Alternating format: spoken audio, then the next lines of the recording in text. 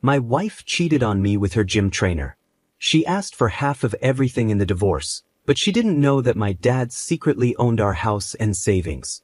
I never thought I'd be sharing my story here, but here I am.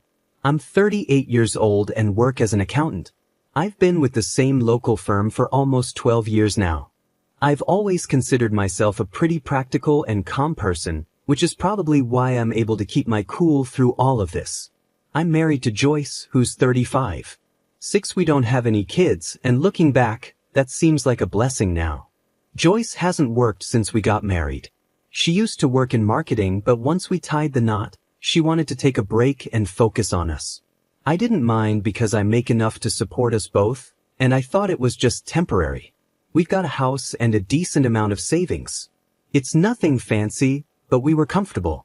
Joyce was home most of the time, but lately, things started to feel different. It's hard to say exactly when I first noticed, but she began to act distant. She'd stay out longer when she went out with her friends or to the gym, and she stopped being affectionate. Whenever I asked her what was going on, she'd get defensive. At first, I thought it was just stress or maybe a rough patch in our marriage. But as the weeks went by, I couldn't shake the feeling that something was wrong. And unfortunately, I was right. One evening, while Joyce was in the shower, her phone buzzed with a message. Out of reflex, I glanced at it. It was from a guy named James. At first, I didn't think much of it, but something about the way the message was written didn't sit right with me. It said, "Can't wait to see you tomorrow, babe." My stomach dropped. I opened the message, and what I found confirmed my worst fears. She had been seeing James, her gym trainer, for months.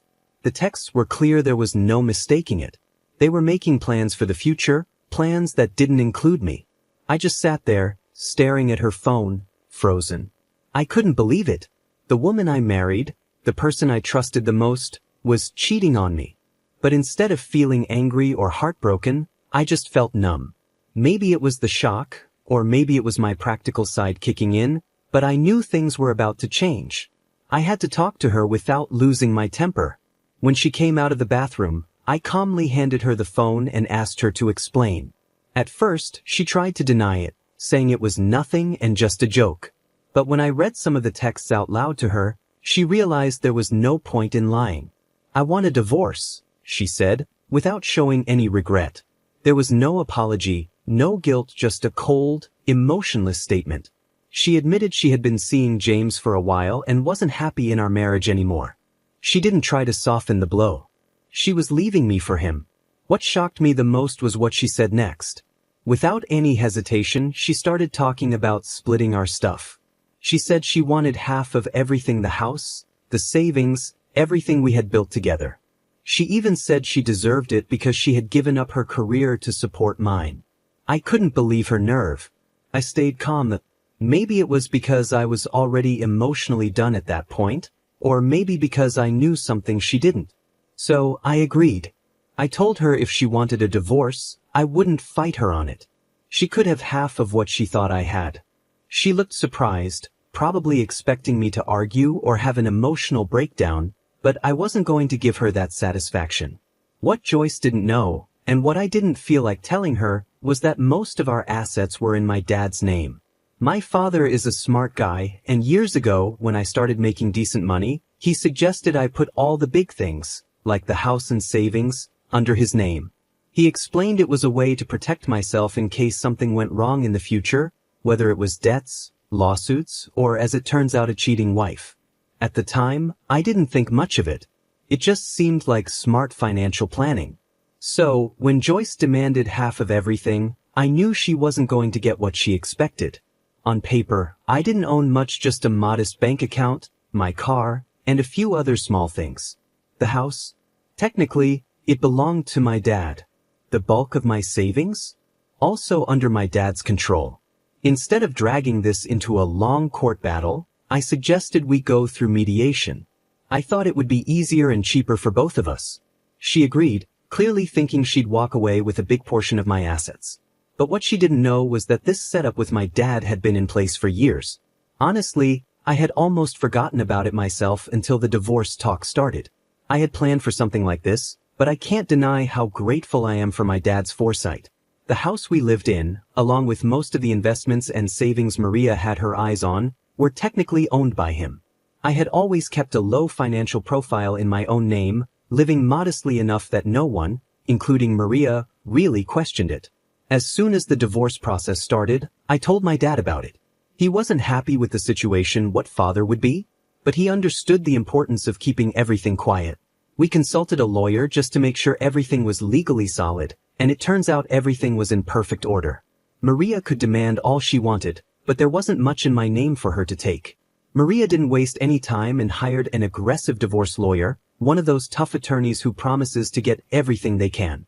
Meanwhile, I hired a low-key but experienced lawyer, someone who specializes in cases like mine, where there are complicated financial situations. I didn't want a big fight, but I also wasn't going to let Maria and her lawyer push me around. The first step in the divorce process was the asset disclosure, where each person has to show what they own. As you can imagine, this didn't go the way Maria had hoped. I laid everything out honestly, just like the law requires. But when she saw how little there was in my name, her lawyer's confident smile started to fade. I could tell they were both confused, maybe even suspicious, but there wasn't much they could do. Everything I provided was true, and I wasn't hiding any assets. Right there, Maria started yelling at me, calling me names and accusing me of lying. But like I said, I gave her everything I had. After all the shouting and accusations, I told her we could talk again once she calmed down. And now here I am, turning to Reddit because I'm not sure if I handled this the right way. So, Reddit, am I wrong for agreeing to give her half of what's mine, knowing she's not actually getting what she expects? Update, things are starting to get more intense.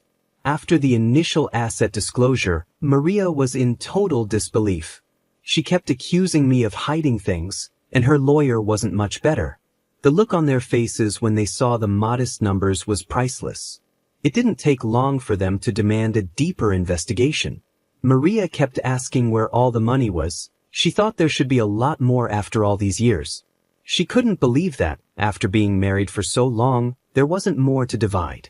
Her lawyer quickly hired a forensic accountant to dig deeper, thinking they could find hidden assets. I had saved some money in hidden accounts. At first, I was a bit nervous not because I had anything to hide, but because I knew this would drag the process out. But after talking with my lawyer and going over everything again, I realized there was nothing they could legally find. Everything I had claimed was 110% true, and there was no way to trace the assets in my dad's name. As the investigation went on, I could see Maria getting more and more frustrated. She was used to getting her way, but this time, there was nothing for her to take. It seemed like she couldn't believe that she was walking away with almost nothing. Maria then tried a new angle. She argued that she had contributed a lot to my career and our lifestyle by staying home and managing the house. She claimed that because she took care of things at home, I was able to focus on my job and advance in my career. While I admit it was helpful at times, it wasn't like I was running a huge company. I'm just a mid-level accountant, and my job has been stable for years. There wasn't any big rise in my income that she could point to and say, I helped him get there. Still, she tried to push this idea. She kept saying she had sacrificed her own career in marketing to support mine. But the truth is, she didn't work for long before deciding she wanted to stay home, and that was her choice, not something I ever asked her to do. Her lawyer brought this up again and again, trying to make me look like someone who benefited from her sacrifice, but there wasn't much proof to back that up. At one point, they even tried to involve my parents in the case. Maria wanted to prove that my parents had secretly been giving me money or helping me hide assets. This really made me angry because my parents had nothing to do with this. Dragging them into it was a cheap move, but thankfully, my lawyer shut down that idea pretty quickly. It was clear Maria was getting desperate. As the divorce went on, Maria decided to take matters into her own hands. Since she wasn't getting what she wanted through the courts, she tried to ruin my reputation instead. She started telling everyone in our social circle that I had been hiding money from her and that I was financially abusive during our marriage. I couldn't believe the lies she was spreading. Mutual friends would tell me about how she kept going on, claiming I was leaving her with nothing. She started saying that I had tricked her into thinking we had more money than we actually did. She even went on social media, posting vague but obvious comments about narcissistic partners and betrayal. Of course, some people sided with her. There are always people who take the side of the person who looks like they've been wronged. But most of our close friends knew better.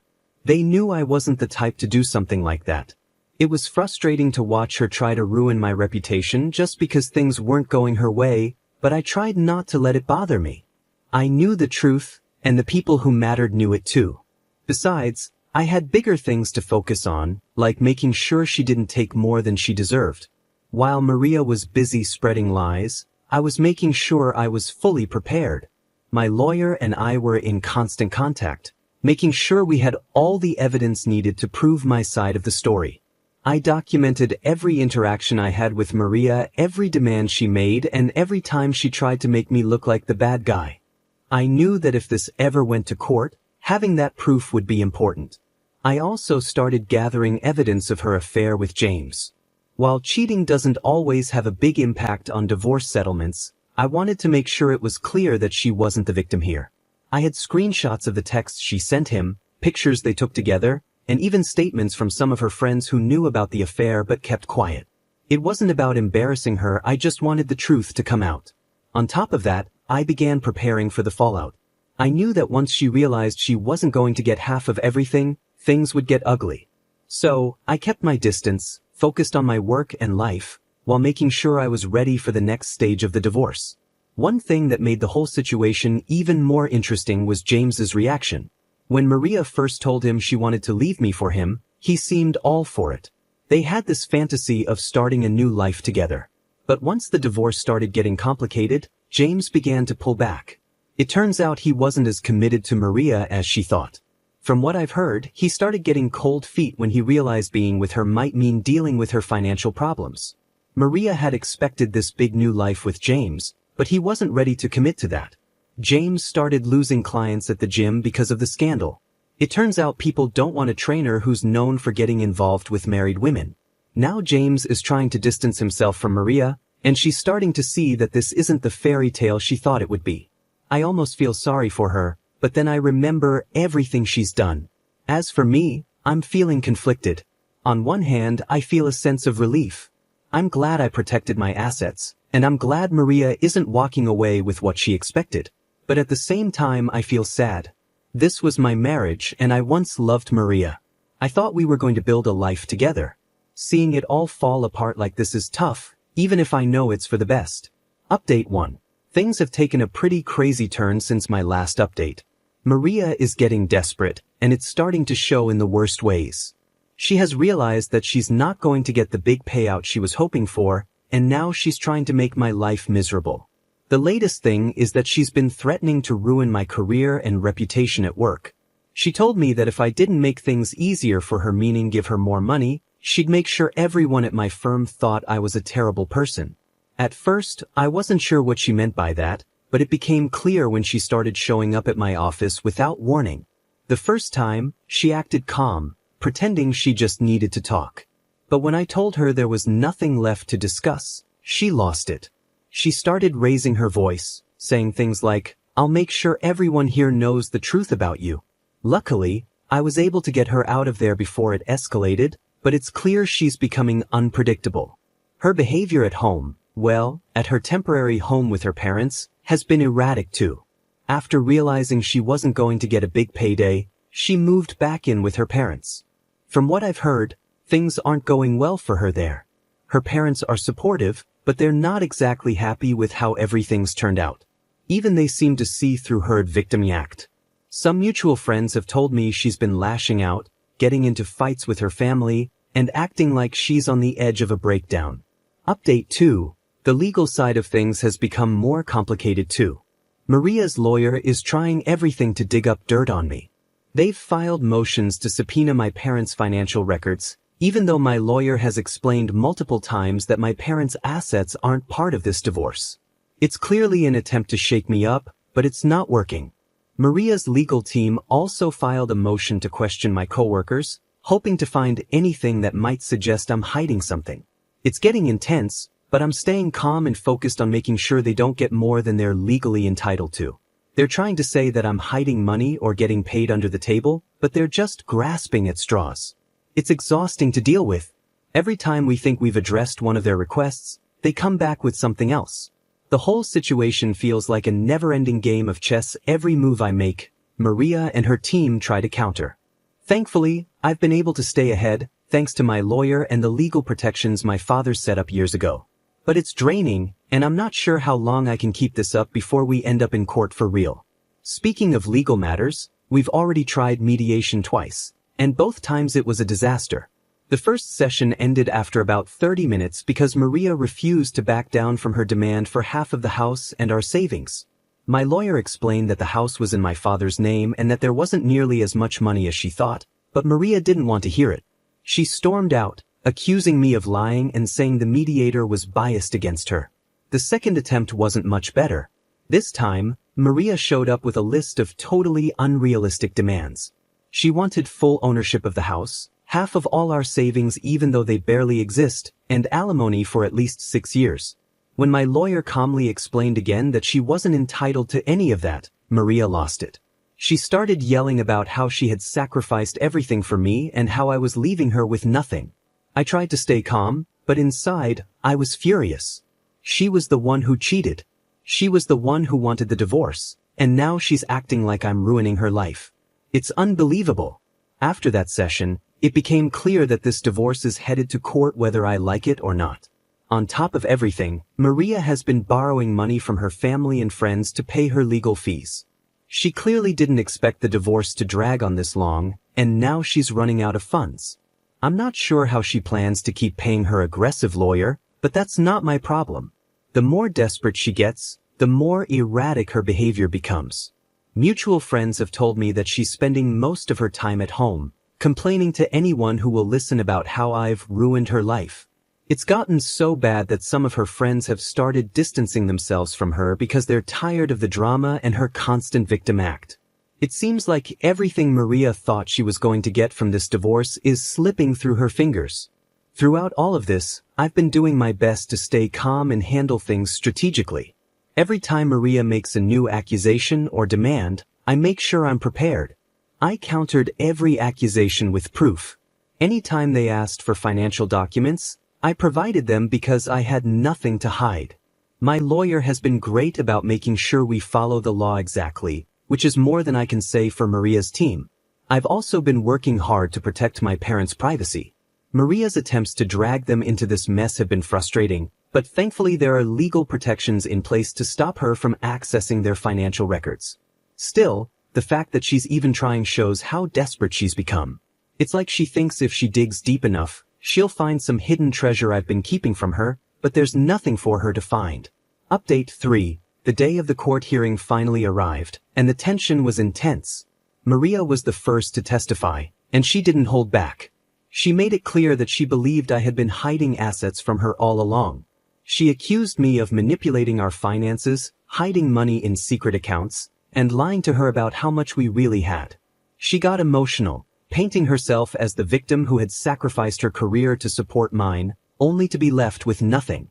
At one point, she was even sobbing, talking about how she had trusted me with everything and was blindsided by the divorce and my supposed financial tricks.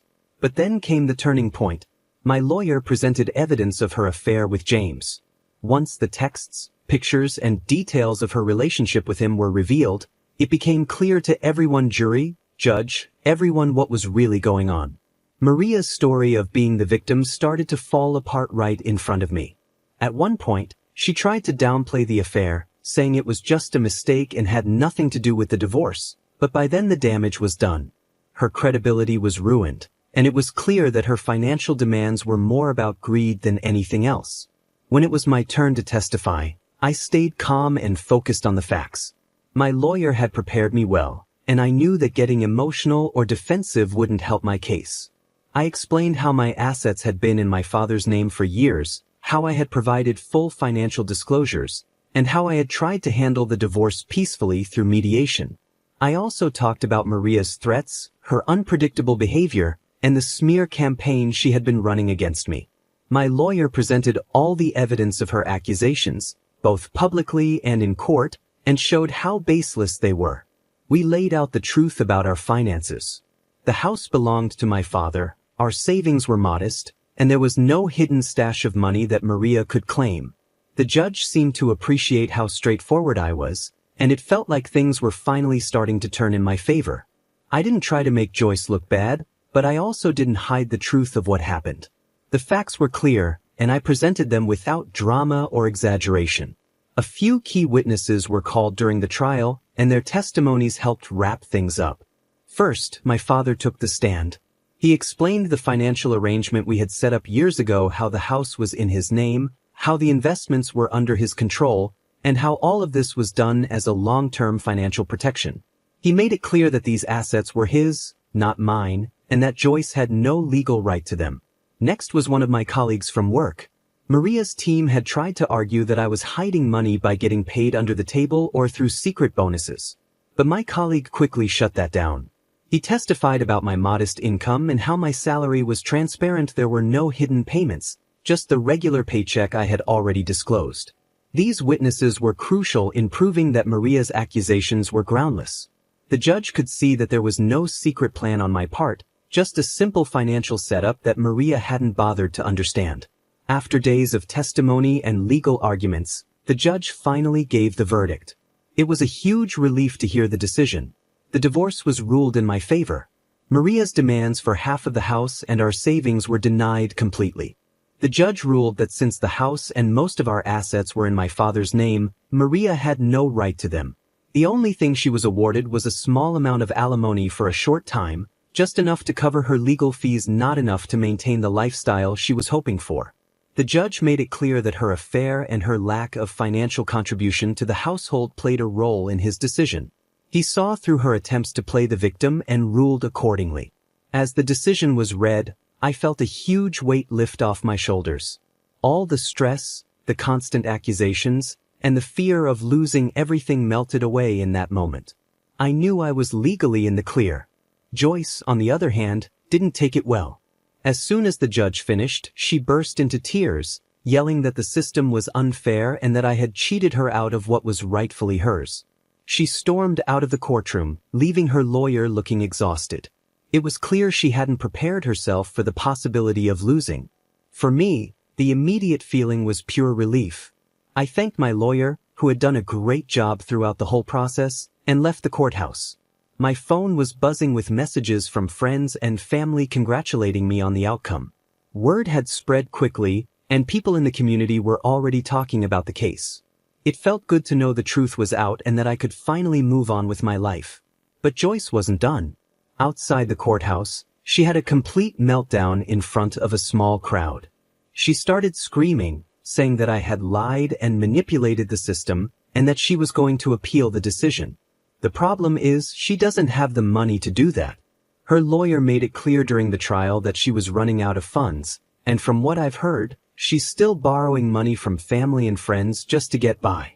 That being said, I'm extremely grateful for my father's advice and foresight when it came to protecting my finances. Without his help, I don't know what kind of mess I'd be in right now. I'm also thankful for the support of my friends, family, and colleagues who stood by me, even when Maria was spreading rumors and trying to ruin my reputation.